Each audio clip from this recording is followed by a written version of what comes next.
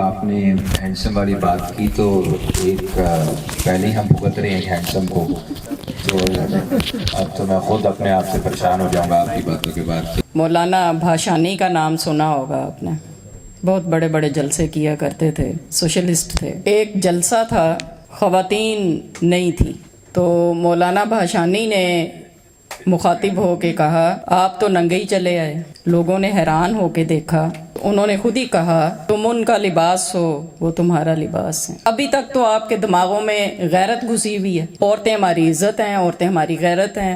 کیوں بھائی تم ان کی عزت اور غیرت کیوں نہیں ہو؟ سب سے پہلے میں خراج تحسین پیش کرنا چاہوں گا ہمارے ان کامریڈز کو جنہوں نے اپنے اس نظریے کے لیے، اس نظریے کی جدوجہد کے لیے اپنی جانیں قربان کی، جیلیں کاٹیں، تشدد سہے. تو ان تمام کامریڈز کو میں لال سلام پیش کرتا ہوں.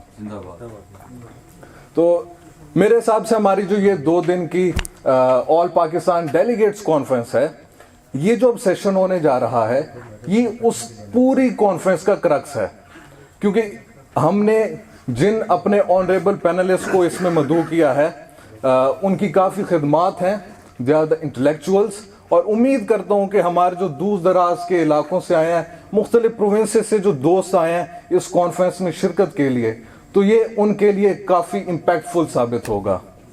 تو اس پینل ڈسکشن میں پہلے ہمارے آنریبل جو پینلسٹ ہیں ان کے ساتھ ہم ڈسکشن کریں گے مختلف ٹاپکس پہ، اور اس کے بعد ایک اوپن سیشن ہوگا جس میں آپ کوسچن آنسرز کر پائیں گے.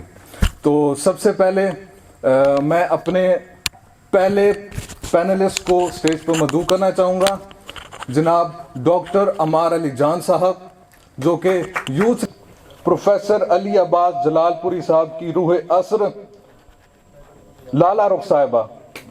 میں انہیں اسٹیج پہ مدعو کرنا چاہوں گا کہ وہ اسٹیج پہ آئیں.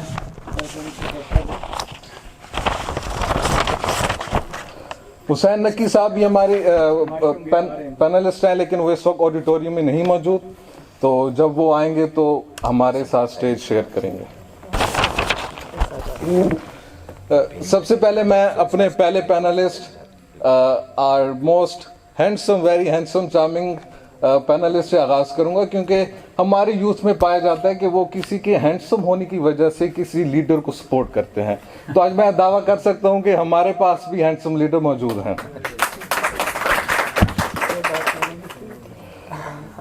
عمار صاحب، آپ کیا سمجھتے ہیں کہ اس وقت جو لیفٹ کی پولیٹکس ہے، کیا وہ یونینزم سے نکل کے مین سٹریم میں کیسے جا سکتی ہے؟ کیونکہ یہ بھی ماننا ہے کہ ہمارے پاس مختلف سیاسی جماعتوں جیسے جماعت اسلامی ہیں، ان جتنی اسٹریٹ پاور نہیں ہے.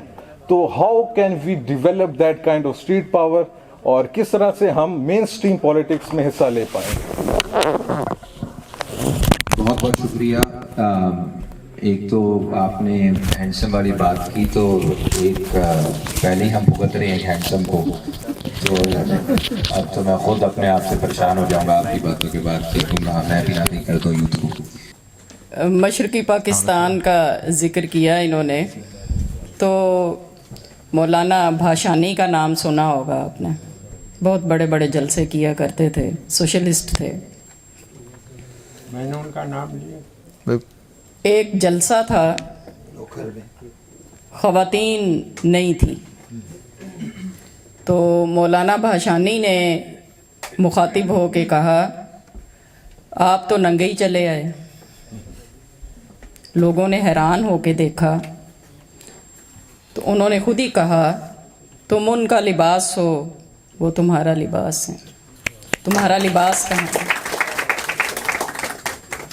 یہاں اب جتنے کامریڈز نوجوان لڑکے بیٹھے ہیں، یہ ان کا کام ہے اپنی بہنوں کی، اپنی بیٹیوں کی، اپنی ماؤں کی، اپنی بیویوں کی تربیت کریں.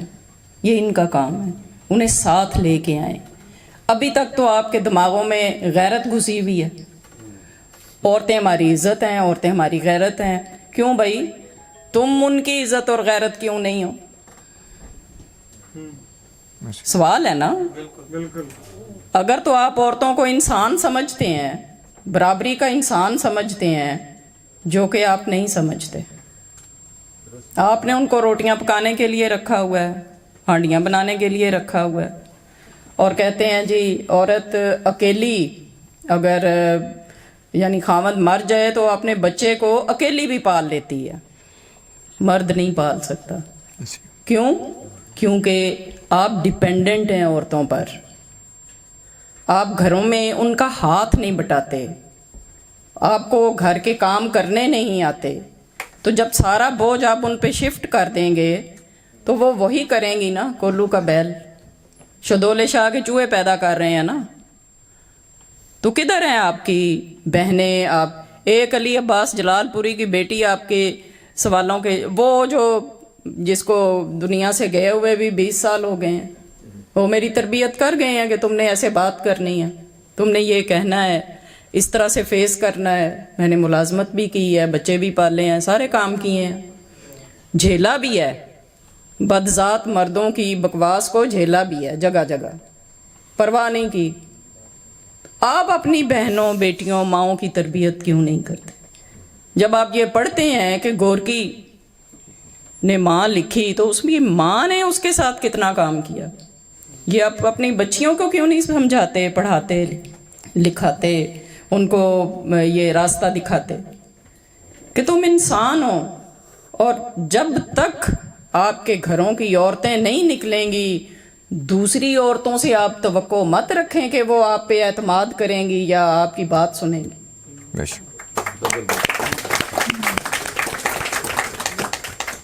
جس طرح خیرات گھر سے شروع ہوتی ہے, علم, انقلاب, تبدیلی گھر سے شروع ہوتی ہے.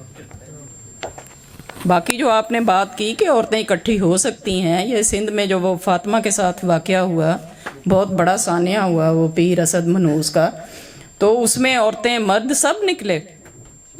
صرف عورتیں مردوں سے الگ ہو کے نہ سوچ سکتی ہیں نہ عمل کر سکتی ہیں, کیونکہ وہ بندھی ہوئی ہیں, ذہنی طور پہ آپ سے بھی زیادہ بندھی ہوئی ہیں. ماؤ کہتا تھا کہ ہم نے تو ایک ایک پہاڑ اٹھا رکھا ہے نا انقلاب کا, عورتوں نے تو اپنی فیملی کا دوسرا پہاڑ بھی اٹھا رکھا ہے. تو اس چیز کو سوچیں اور سمجھیں. عورتیں اگر تربیت یافتہ ہو گئیں تو انقلاب گولی کی رفتار سے آئے گا.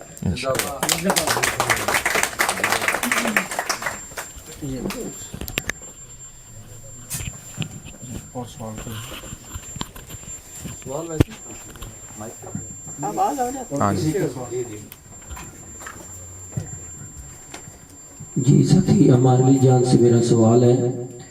میرا نام کامریڈ پرویز سلطان باغی ہے اور میں نصف پاکستان کا مرکزی وائس پریزیڈنٹ ہوں.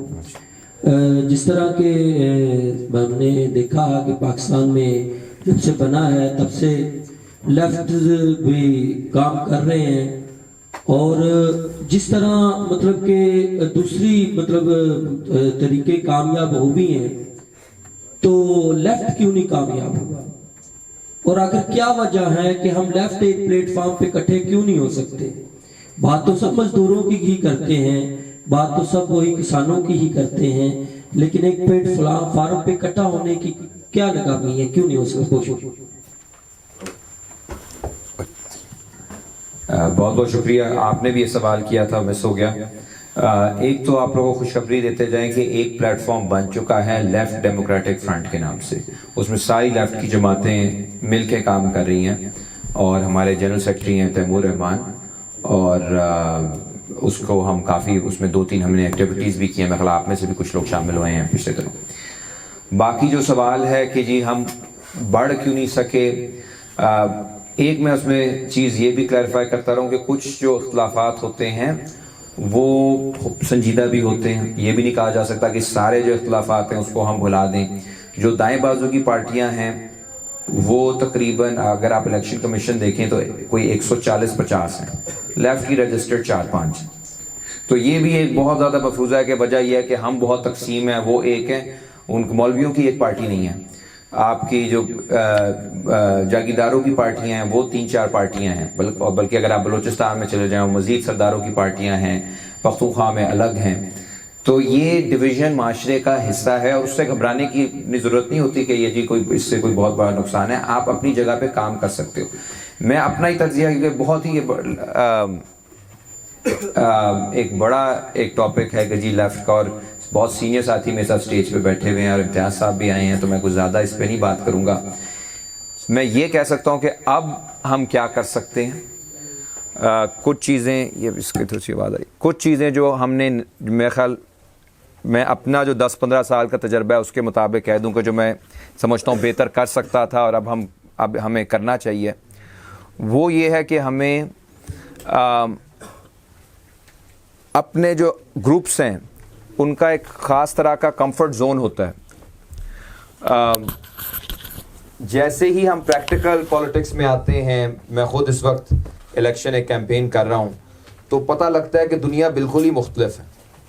یعنی جو تجربہ جس طرح بھی میم نے ماؤ کا ذکر کیا، یہ بات اکثر وہ کرتے تھے کہ ایک چیز آپ کتابوں میں پڑھتے ہیں، کتابیں آپ کا ویژن بناتی ہیں، اور اس کے بعد جب آپ زمینی حقائق پہ جاتے ہیں تو آپ کو پتہ چلتا ہے کہ معاملات اس سے تھوڑے سے ہٹ کے ہیں. تو دونوں چیزوں کا آپس میں کس طرح سے آپ نے رشتہ قائم کرنا ہے اپنے نظریے کا، اور جو عملی طور پہ جدوجہد کے تقاضے ہیں انہیں کیسے پورا کرنا ہے. مثال کے طور پہ ہم علاقے میں جاتے ہیں اور وہاں پہ ہم مزدوروں کی بات کر رہے ہیں، لیکن ادھر ہمانی برادری بھی موجود ہے، ادھر انصاری برادری بھی موجود ہے، میو برادری بھی موجود ہے، جٹ برادری بھی موجود ہے.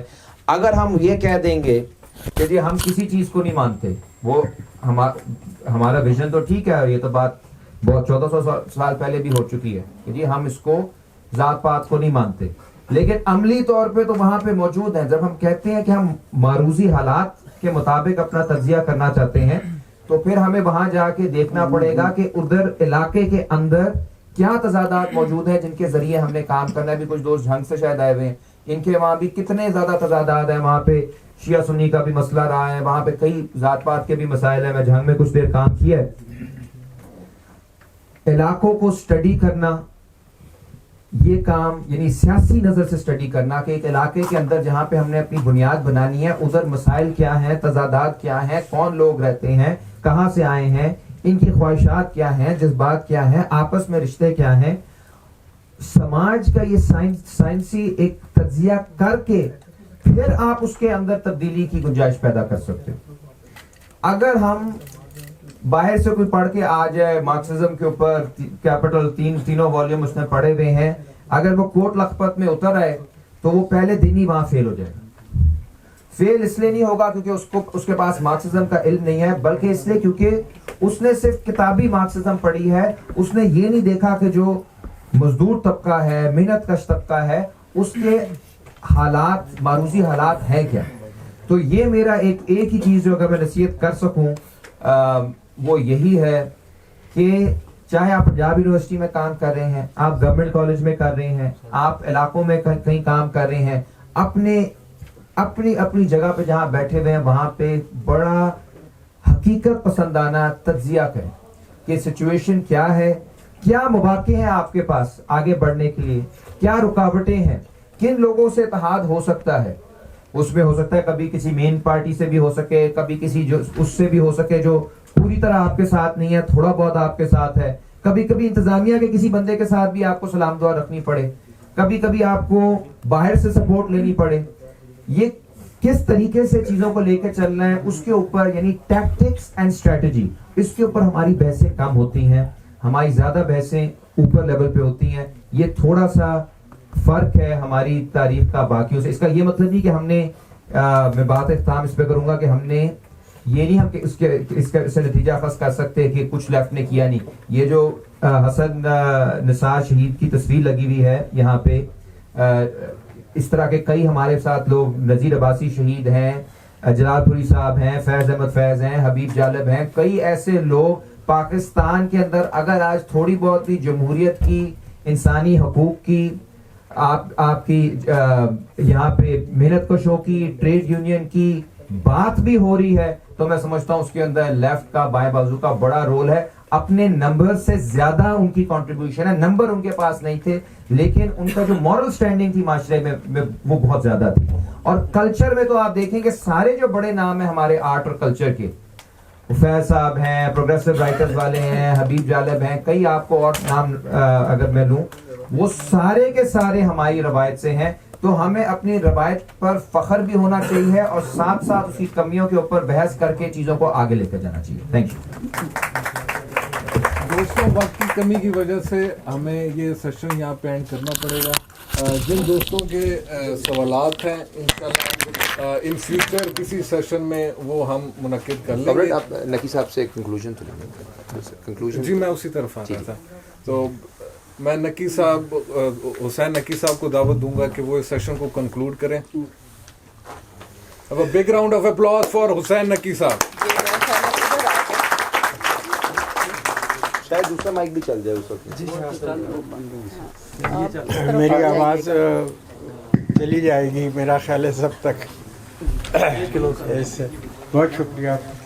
دیکھیے, ایک تو بہت خوشی ہوئی کہ اتنے نوجوان اور طالب علم اور روشن خیال طالب علم اور وہ طالب علم جو تبدیلی کے خواہاں ہیں اور اس کے لیے ان کا کمٹمنٹ ہے, مختلف تنظیموں سے اور مختلف جگہوں سے یہاں تشریف لائے اور انہوں نے اتنی دیر مطلب بات چیت سنی بھی اور اس کو میں یقین سے کہتا ہوں کہ اس کو سمجھنے کی سب نے کوشش بھی کی ہے اور سنجیدگی سے اس کو سنا ہے. تو یہ بہت خوش آئند بات ہے. میں سمجھتا ہوں کہ NSF نے اس لحاظ سے بہت اچھا کام کیا. ہمارا پہلے بھی ہمیشہ یہ رہا ہے کہ اور دوسرے آرگنائزیشن سے, کیونکہ میں اس گروہ میں شامل تھا, میں عبدالودود, صبغت اللہ قادری, شفیع, برکات, جن لوگوں نے NSF کو جو ہمیں ان لوگوں نے دے دی.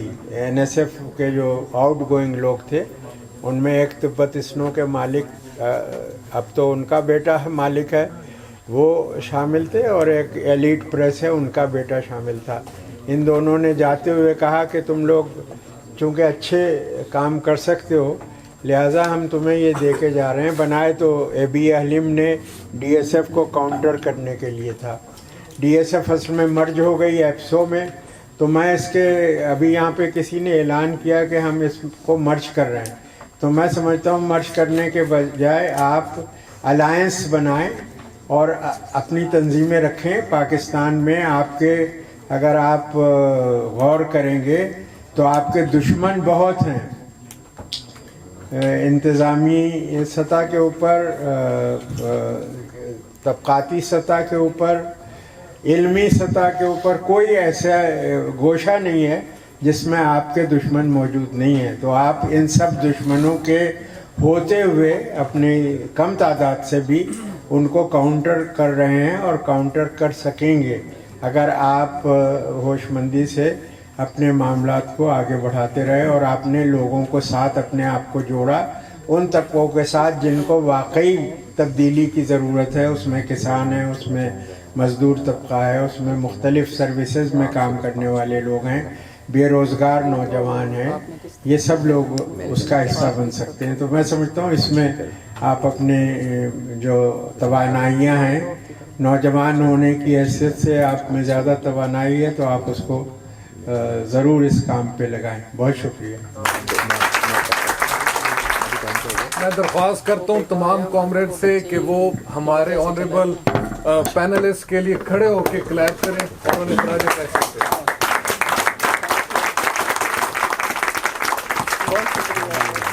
تھینک یو, بہت شکریہ. بہت بہت آپ کا بھی شکریہ.